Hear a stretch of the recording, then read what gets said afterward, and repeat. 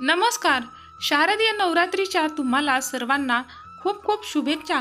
देवीच्या 9 रूपाची नावे ही शैलपुत्री, ब्रह्मचारिणी, चंद्रघंटा, कुष्मांडा, स्कंदमाता, कात्यायनी, कालरात्री, महागौरी आणि सिद्धिदात्री अशी आहेत.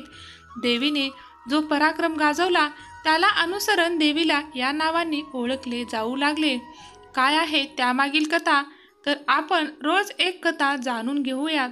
तर दिवस पहिला, माता शैलपुत्री देवीची कथा. तुम्हाला सुरुवातीलाच एक विनंती आहे की तुम्ही अर्ध्यात कथा चुकूनही सोडू नका. ही कथा फक्त 4 मिनिटाची आहे. तुम्ही कथा अर्ध्यात सोडून व्रताला हानी करून घेऊ नका. देवीची कथा 9 दिवस ऐकला तर तुम्हाला त्याचे भरभरून फळ मिळेल. कमेंटमध्ये जय शैलपुत्री देवी, माझी सेवा स्वीकार करून घे अशी माझी तुला प्रार्थना आहे अशी कमेंट करा. आई दुर्गा आपल्या पहिल्या स्वरूपात शैलपुत्री या नावे ओळखली जाते. हिमालय कन्या म्हणून तिचा जन्म झालेला असल्याने तिचे नाव शैलपुत्री ठेवण्यात आले. तिच्या उजव्या हातात त्रिशूळ आणि डाव्या हातात कमळ शोभून दिसत आहे. दुर्गेच्या सर्व रूपामध्ये ती पहिली दुर्गा आहे. शैलपुत्रीचा पूर्वजन्म प्रजापती दक्ष यांच्या कन्येच्या रूपात झाला होता. तेव्हा तिचे नाव सती होते. त्यावेळेस सतीचा विवाह भगवान शंकराशी झाला. एकदा प्रजापती दक्ष यांनी मोठा यज्ञ केला. सर्व देवी देवतांना यज्ञात आमंत्रित केले. मात्र भगवान शंकराला आमंत्रण दिले नाही. आपल्या वडिलांनी भल्या मोठ्या यज्ञाचे आयोजन केले आहे ही वार्ता जेव्हा सतीला कळली तेव्हा तिने यज्ञाला जाण्याचा मनोदय भगवान शंकराजवळ व्यक्त केला. भगवान शंकर म्हणाले, सती, तुझ्या वडिलांनी सर्वांना आमंत्रण दिले आहे, परंतु आपल्याला आमंत्रण दिले नाही.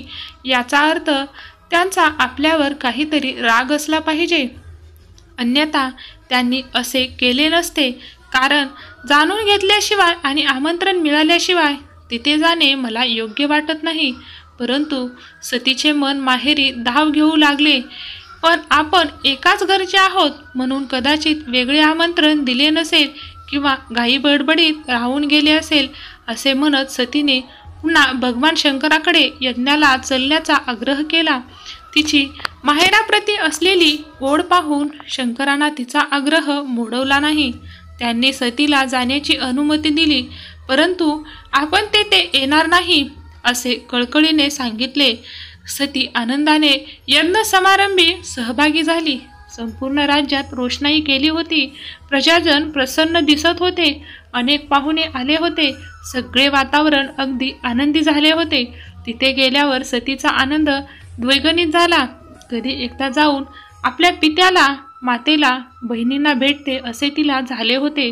ती राजवाड्यात पोहोचली, परंतु तिला पाहूनही कुटुंब सदस्यापैकी कोणीही तिचे स्वागत केले नाही.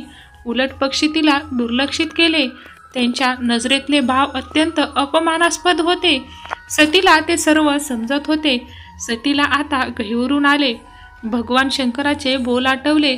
आमंत्रण शिवाय आपण उगीचच येथे आलो असे तिला जाणवू लागले. तिच्या मनात एकाच वेळी दुःख, कारुण्य, क्रोध, संताप उपाळून येत होता.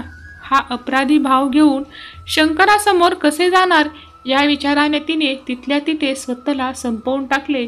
सतीचा असा अपमान झाल्याचे कळताच भगवान शंकरांनी रागाच्या भरात आपल्या गणांना पाठवून दक्ष प्रजापती राजांचा यज्ञ समारोह उधळून लावला. सतीने योगाग्नीद्वारे पुढचा जन्म हिमालयाच्या कुळात घेतला आणि तिथे ती शैलपुत्री या नावे नावारूपाला आली. पार्वती, हेमवती हे देखील तिचीच नावे आहेत. गेल्या जन्मात अपूर्ण राहिलेला संसार पूर्ण करण्यासाठी शैलपुत्रीने तपश्चर्या करून पुन्हा एकदा भगवान शंकराला प्रसन्न करून घेतले आणि ती त्यांची अर्धांगिनी झाली. तिने अनेक देवदेवतांचे गर्वहरण केले. नवरात्रीच्या पहिल्या दिवशी शैलपुत्रीचे स्मरण आणि पूजन केले जाते. अनेक योगी साधू आजच्या दिवशी मूलाधार चक्रात मन केंद्रित करून योग साधनेचा प्रारंभ करतात. म्हणून तुम्हीही नवरात्रीच्या पहिल्या दिवशी शैलपुत्री देवीची पूजा करून ही कथा नक्कीच ऐकावी. शैलपुत्री देवीचा आशीर्वाद सदैव तुमच्या घरावरती राहील, तुमच्या मुलाबाळावरती शैलपुत्री देवीचे रक्षण राहील. तुम्ही ही कथा शेवटपर्यंत ऐकल्याबद्दल तुमचे खूप खूप आभार. धन्यवाद.